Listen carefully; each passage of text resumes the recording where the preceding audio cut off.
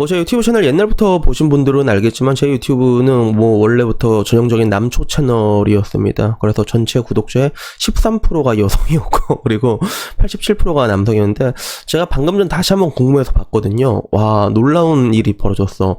원래 여성이 13%였는데 9.5%로 줄었어. 더 줄었어. 그래서 한편으로 뭐 어떤 느낌이냐면 그런 것들이죠. 좀 여자들이 보기에 힘들지 않았나. 물론 뭐 그 힘든 거에 내 쌍판대기도 들어있겠지만서도 그것보다는 내가 얘기하는 게 어떻게 보면 여자들 입장에는 굉장히 지나치게 남성주의적으로 들린다고 하더라고요. 그래서 뭐 그럴 수도 있겠다라고 생각을 하고, 한편으로는 안타까운 게 지금 내가 하는 이야기들은 사실 남자한테보다 여자들이 들으면 더 유용한 이야기들이 많거든, 내가 봤을 때는. 근데 정작 여자들한테 외면받고 있는 이제 그런 현실인데, 그러다가 이제 간간히 이제 제 유튜브 채널 이렇게 댓글 남기는 사람들을 보면 내가 봐도 하나같이 어떤 느낌이 있냐면 좀 약간 남성적인 성향 좀 있는 사람들이 있잖아요. 그런 사람들이 조금 보는 것 같아.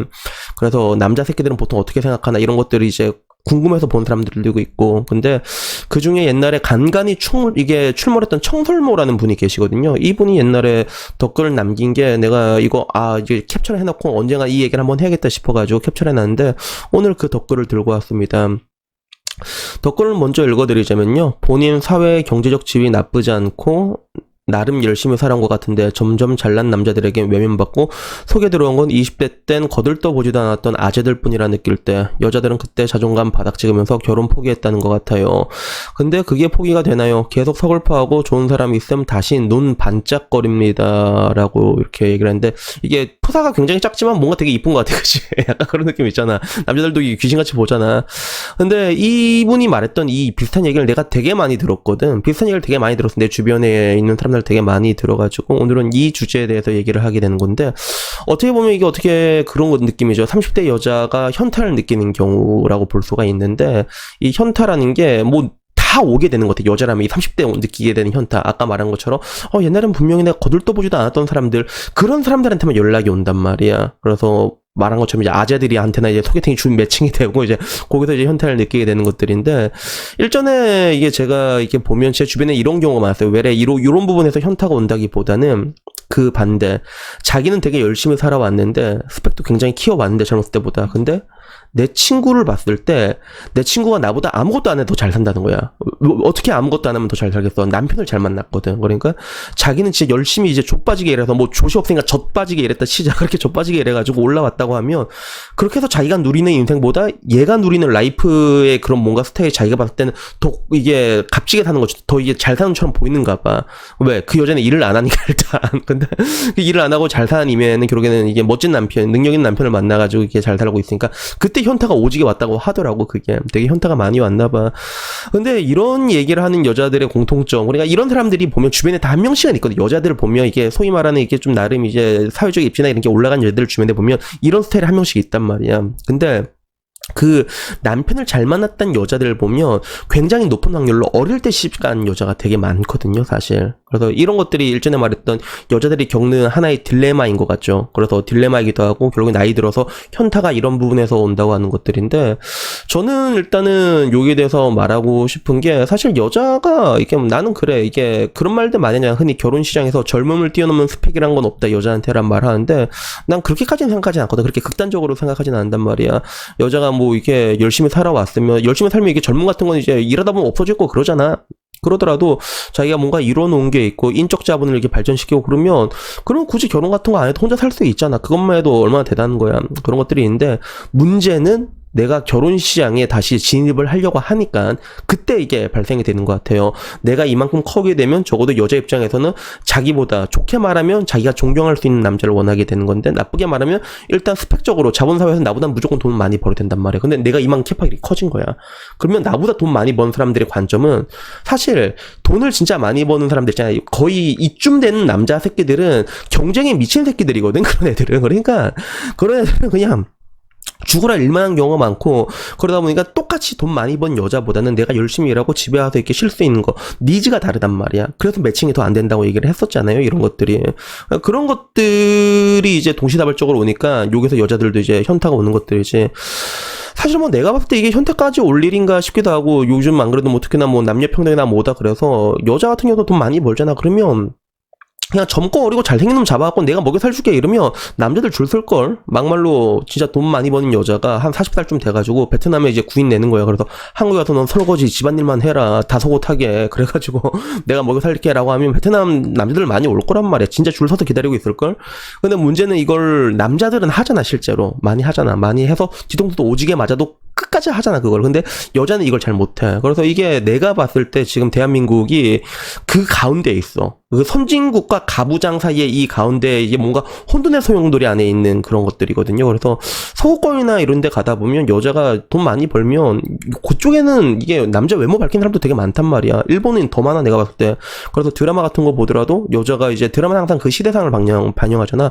여자가 되게 능력이 있고 남자가 그냥 어린애 잡아가지고 그냥 이게 일 시키고 집안일이나 시키고 그런 것들. 잘생기면 내가 먹여 살린다 이런 마인드가 있단 말이야. 서구권 애들도 그런 것들이 있고. 근데 이게 대한민국은 이제 혼선이 되고 있는 것들이야. 오랜 시간 잡아왔던 그런 전통적인 역할, 대한민국에서 어떻게 보면 충분히 가부장적인 제도가 있으니까 그 가부장적인 것들과 그리고 이게 뭔가 이제 발전해 나가는 이 사이에서 이제 이게 혼돈의 소용돌이라고 해나 그런 것들이 있는 것들인데 여튼간에 이제 이런 것들 때문에 내가 말하고 싶은 것들은 여자들도 조금 노차나 능력이 있으면 내가 능력이 있으면 남자 스펙을 조금만 넣으면 진짜 괜찮은 사람 만날 수 있거든. 근데 그게 그렇게 현황이 잘 안 되는 것 같아. 내가 내 주변 사람들 얘기를 해보면 그런 것 같아. 그래서 그게 좀 안타깝고 마지막으로 해주고 싶은 말은 그거예요. 제가 언젠가 그런 얘기를 한 적이 있거든요. 일단 여러분들이 이 얘기를 듣기 전에 먼저 알아야 되는 게 대한민국은 전 세계에서 가장 결혼이 늦은 나이예요. 그래서 만혼이라는 표현을 쓰는데 일본도 만혼이 지금 문제가 되고 있다고 하는데 일본보다 더 늦어. 우리나라는 1, 2년이 더 늦단 말이야. 일본 내에서도 만혼이라는 것 때문에 문제가 되고 있는데 우리나라는 그보다 훨씬 더 늦고 우리나라보다 더 늦은 나라가 기껏 해봤자 이제 서유럽이나 북유럽 이 정도가 있거든. 근데 서유럽, 북유럽 같은 경우는 보면 결혼이라는 게 우리랑 완전히 다르잖아. 그쪽은 막 이제 뭐 동거제도 자체가 이미 쫙 다 깔려 있잖아. 나라마다 뭐 12년대 팍스부터 시작해갖고 스웨덴 삼보부터 시작해서 그쪽은 동거 오지게 한 다음에 그 다음에 한 10년씩 하고 그 다음에 하는 게 결혼이란 말이야. 그런 나라랑 우리나라가 되게 비슷해져 있거든요. 그래서 일단 요걸 먼저 기억해 두시고 그리고 내가 지금 하는 얘기가 굉장히 기분 나쁠 수도 있는데 잘 들어봐. 이거 굉장히 중요한 내용이야. 내가 언젠가 한번 얘기한 적이 있잖아.